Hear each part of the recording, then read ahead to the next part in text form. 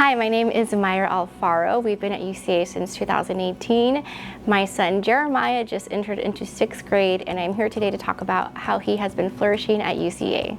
Jeremiah in 3rd grade, I believe he began to really be challenged academically. It was the first time where I think the teacher at that moment, Miss Johnston, really encouraged her students to take ownership and responsibility of themselves and their homework and their classwork. He loved to do math around the world. This was a really fun, challenging thing that they do in 3rd grade, and every time he passed a country, we would go celebrate with that country's food. So some of the countries were like Mexico, Egypt, Canada, and he really loved to get to do that, and that he got to see that accomplishment himself in the classroom as well. He wasn't afraid to ask questions if he didn't understand something, and she created this really great environment for the students to take that responsibility on themselves. So our prayer for what we do in 3rd grade obviously is to prepare the students for the next step of 4th grade. We prepare them not just academically, but socially, emotionally, and most importantly, spiritually.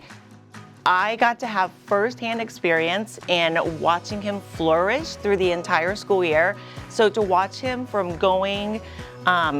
starting off as a timid little boy to growing up to be a confident young man was an amazing experience for me. 4th grade was probably the most challenging grade in elementary. I think it was the first time that it was a lot of new information for them, as where, you know, 1st and 2nd, or kinder 1st and 2nd grade are building up. 3rd grade is kind of an introduction, but 4th grade just felt like a lot of new information, a lot more homework. And Mrs. Navarro was really good at making sure her students understood what the new assignments were, the new subjects were, new topics, the new math. But it was also the year that my husband was diagnosed with cancer. And I think 4th grade was the year that Jeremiah grew spiritually really well. And I believe that it was with Mrs. Navarro as his teacher that she really embraced that part of Jeremiah's life. When his father was diagnosed with cancer, it was shocking, of course. And I just felt thankful that his mom felt comfortable enough to come to me and share that news. Of course, the first thing I wanted to do was pray with her. My first thought, I just went immediately to myself, and I thought about my kids and how it would feel if our family was going through a situation like that. And the first thing I thought of that I would want someone to do for me is just to love me and pray for me. And so that's what I did for him. The thing that sticks out with Jeremiah with that whole situation is he seemed concerned, but he never seemed like he didn't have hope. He always had hope. We were praying one day, and he just, I was getting emotional with him, and I was just like, I just want you to know that I love you, and that God loves you, and that your parents is all just gonna be okay. And he was just like, I know, God's got this. Miss Navarro just really took care of that piece, because I think academically Jeremiah was doing well on his own, and so spiritually he had that support from her. Jeremiah was really excited to go into 5th grade, because when he was in 4th grade he wanted to run for student council, but unfortunately for him he had to be in 5th grade. So he was very excited to be in 5th grade because now he could run for student council. One of the things that I noticed about Jeremiah in 5th grade was he put himself out there and ran for chaplain for our student council when he was in 5th grade. And though he did not win, you could see throughout the school year he was bringing Jesus into the classroom no matter what. When I found out the results and he hadn't made it, my heart broke a little bit for him, because I knew he was looking forward to it so much. But I also knew that his hope would just take him through, just like his father's diagnosis. And I knew that he would know that there was a reason, and that maybe this timing wasn't God's timing. His whole demeanor and his whole outlook on it was really well received. He understood that, you know, it doesn't matter if you were chaplain or not, we should still pray for our friends, still encourage our friends. And he said, you know, you don't have to have the title chaplain to do these things. you should just be doing these anyways.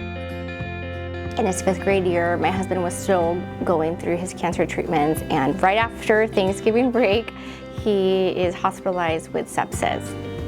The kids, obviously, my Jeremiah and my son Isaiah, don't really know what's going on. They just know Daddy's very sick in the hospital. And the first night, they stayed with Grandma the next day, and I asked them, like, hey, what do you guys want to do? Do you guys want to go to school, or do you want to stay with Grandma? And both of my boys said, no, we're okay going to school. And I think that, as a mom, brought so much peace to me, knowing that my kids have this place at UCA that is a comfort, that it is a safe place for them. The way that they surrounded my 2 boys, Jeremiah and Isaiah, and surrounded them with prayer, with love, with comfort. My kids would tell me, oh, Miss Lolly told me that she's praying for Daddy, and they felt like this was a safe place for them. So when Mom mentioned to me that Dad was cancer-free, that it was a victorious thing, I had Jeremiah asked him if he wanted to, make an announcement, and he did. He shared it with us. I knew about the journey that had been going with him and his family, and he had this steadfast faith, and it was mind-blowing, and it was just amazing. So when he announced, that his Dad was cancer-free and it was victorious, the class, we cheered. We couldn't help but cheer and just have smiles on his faces, and you could just see joy beaming off of him, and it was really cool. I was very excited for Jeremiah to go into 6th grade because I just feel that he had all of this inside of him ready to just come out, and 6th grade has really given him the opportunity to look at different avenues for him to express himself. He has never played flag football and decided in the summertime, I want to try out.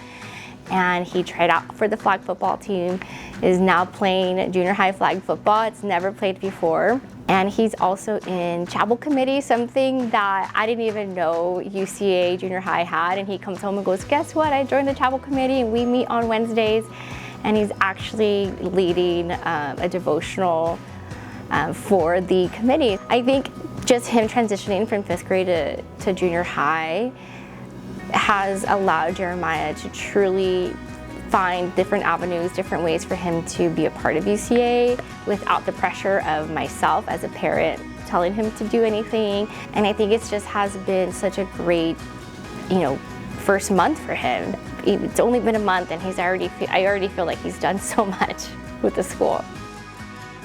My husband is doing really well. He just had his quarterly checkup, and he is still cancer-free, or no evidence detected, so we're moving in the right direction. And for the first time in 2 years, he's actually traveling for work because he can do that now.